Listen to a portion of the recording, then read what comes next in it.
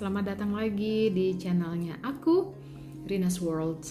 Dan semoga kita semua selalu diberi kesehatan di masa pandemi ini. Semoga corona cepat bisa ditanggulangi dan vaksin-vaksin yang sekarang mulai beredar benar-benar ampuh supaya kita bisa menjalani hidup kita seperti biasa.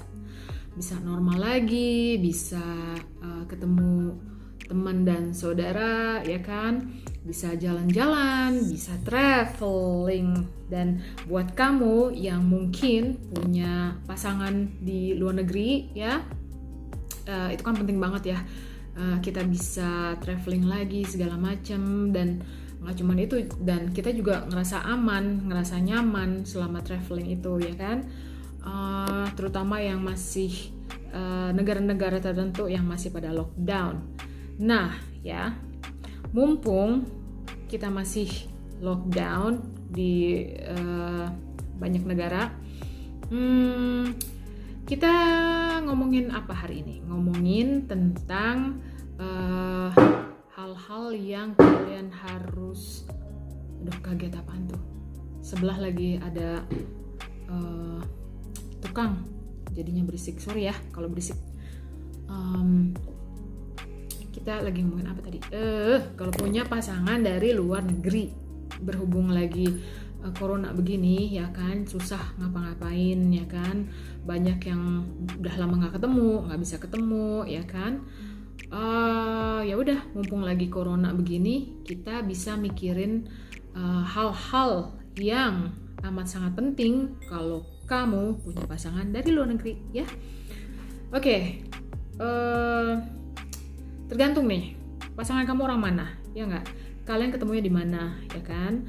Terus kalian tuh harus bisa bicarain bakal menetap di mana nantinya, gitu. Kalau misalkan di Indonesia, oke, kalian udah tahu cuacanya, kalian udah tahu enak nggak enaknya, ya kan? Kalian udah tahu makanannya, kalian udah tahu bahasanya, gitu kan. Sedangkan kalau kamu bakal pindah ke negaranya pasangan kamu itu, ada banyak hal yang tadi udah aku sebutin ya.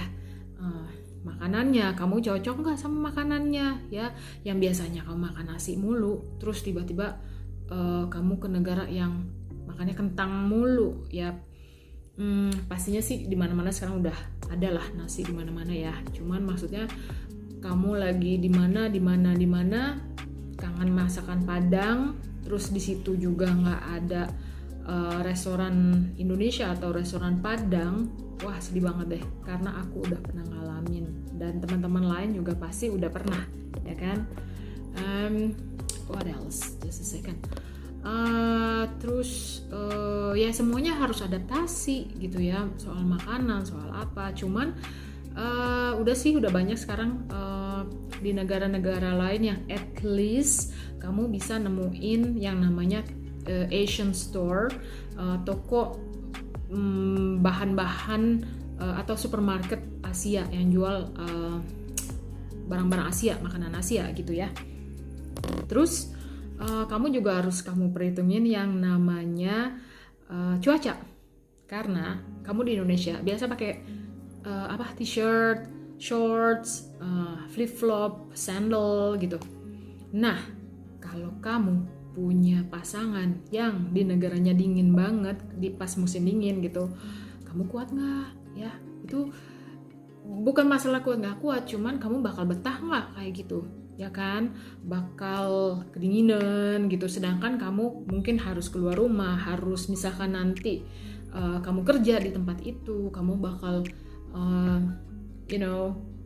punya banyak aktivitas di luar segala macam, itu kamu harus pikirin juga. Itu kadang aku suka bercandaan sama temenku yang aku sekarang tinggal di Europe juga, kebetulan di Belgia.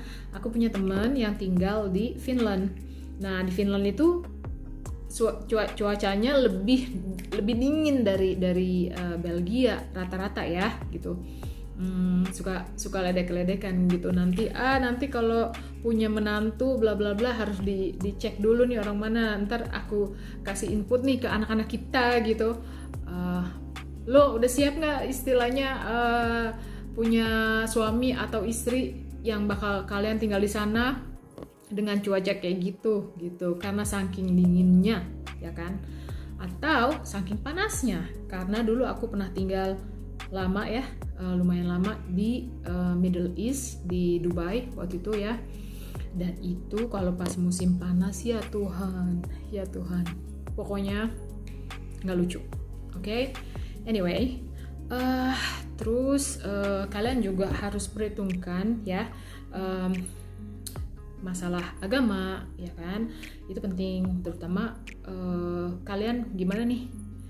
Harus ada pembicaraan karena itu sesuatu hal yang sensitif ya. Sebelum kalian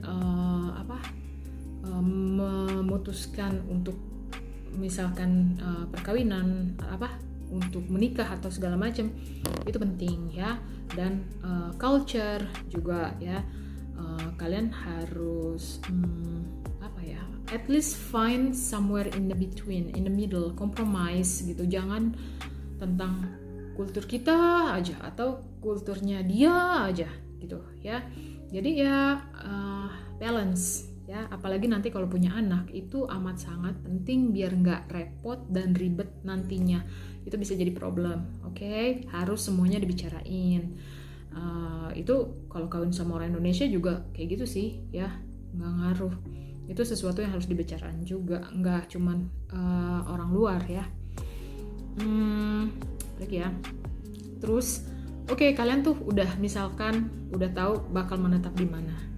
Tapi mungkin someday kamu ada kepikiran, nanti one day aku mau balik lagi ke Indonesia ya, kalau udah tua pengen di Indonesia. Itu hal-hal kayak gitu juga harus diomongin ya. Bagaimananya, jangan sampai yang ini maunya begini, yang ini maunya begitu. Itu penting juga. Terus gimana dengan lingkungannya ya, kamu bakal happy nggak di sana? Kamu bisa ada temen nggak di sana? Kamu bakal kesepian nggak di sana, ya kan? Karena jauh dari keluarga, jauh dari teman-teman, jauh dari lingkungan yang biasanya kamu merasa nyaman, ya kan? Karena kan tempat baru, ya. Terus ada satu lagi yang ternyata itu penting banget juga, ya. Kayak driving. Kamu bisa nyetir nggak? Karena di Indonesia kan gampang ya, ada taksi, ada Uber ya kan, ada yang kayak gitu-gitu, Gojek apa. Kalau di negara lain belum tentu ada ya kan. Kalau di Indonesia kan ada, kamu bisa tinggal telepon taksi. Kalau bagi kamu yang nggak bisa nyetir ya, ada banyak transport gitu yang gampang buat kamu untuk kesana kemari. Nah, kadang di negara luar itu suka susah transportnya, dalam arti untuk bisa ke stasiun kereta aja kamu udah butuh kendaraan gitu. Dan kadang tergantung kalau kamu tinggalnya di village gitu, itu nggak ada bus atau apa, jadi emang agak susah gitu. Kayak di Belgia atau di Belanda atau di beberapa negara yang aku tahu di sini gitu, mereka pakai sepeda atau ya kebanyakan nyetir sendiri. Nah, kamu harus cari tahu karena ada beberapa negara yang nerima SIM kita, SIM Indonesia. Nah, kamu cari tahu soal itu. Jadi sebelum kamu pindah ke negara itu, kamu usahain punya SIM dulu ya, dan kamu belajar yang benar. Jadi nanti di sana udah gampang, tinggal tuker SIM di negara itu. Jadi kamu nggak perlu lagi bikin SIM baru bla bla bla yang dites lagi segala macam di negara itu, yang mungkin lebih susah ya, lebih strict dari di Indonesia mungkin ya. Ini cuma untuk bikin mempermudah aja ya, mempermudah untuk kalau kamu pindah sana dan kamu butuh SIM. Karena ada kok beberapa negara yang nerima SIM Indonesia yang tinggal tuker doang. Karena jadi kamu gak usah ribet lagi ulang dari pertama ya. Terus what else? Kerja, kamu bisa kerja nggak gitu di sana? Kamu usahain supaya nggak kesepian gitu sebelum kamu punya teman ya kan.